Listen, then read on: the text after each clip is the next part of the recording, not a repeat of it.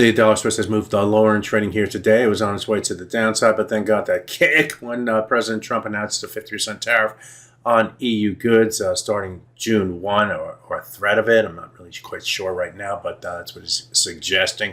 And that has led to a flight to safety, maybe in the dollar versus Swiss, and a selling of the US dollar versus currency pair. We've seen yields move lower. That might be helping that trend to the downside. But we did run into support, and I'll talk about the technicals that are driving this currency pair in this video, so let's get started.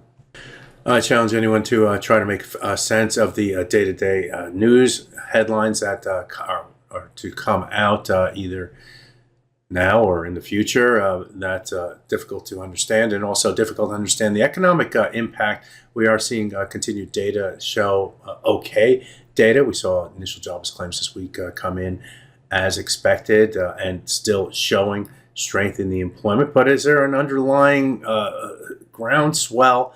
Is the volcano about to explode? We don't know that, and we'll have to wait and see. But in that respect, I like to look at the charts to tell the price let the price action tell us what all that stuff that goes into the witch's brew is cooking. And what we saw in the dollar versus Swiss yesterday is that the price did rebound and trade yesterday. And where do we rebound to? We rebound right to the 100-hour moving average and into yesterday's New York session. And then we rotated modestly to the downside into the swing area right through here. That area comes between 0.8272 and 0.8280. So the 100-hour moving average did its job. In the Asian session here today, the price did try to bounce off of this swing area, but stayed well below the 100-hour moving average here, and then started to rotate back down below this swing area. And suddenly the buyers turned more into sellers, with this area being a ceiling through here. And then we got to the 50% retracement level, and the market stalled against that level because it does. It's a midpoint of a trading range, and that's what it's designed to do, is to give traders some cause for pause, and that's what happened. And then we had the headlines from Trump saying that the 50% tariff, and that led to the flight into the relative safety of the Swiss franc.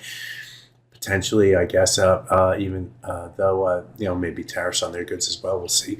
But what we saw was the price then moved down to the next key target area, which was down near the lows for the week. And that's where the price has stalled. Also, the 61.8% retracement. Also, this swing area right through here, where we had a number of different swing lows coming in play right here, forming this floor. So the technicals are kind of doing their thing and doing the right thing. In that we stay below 100, we move below the swing area, we stalled at the 50% retracement, we move below that level, and then we move to the next target on the downside. So what next? Well, if the 50% was supported as now resistance, that comes at 0.8251571. Stay below that level keeps the sellers more in control below that. On the downside, the sellers are more in control below 50% retracement right now.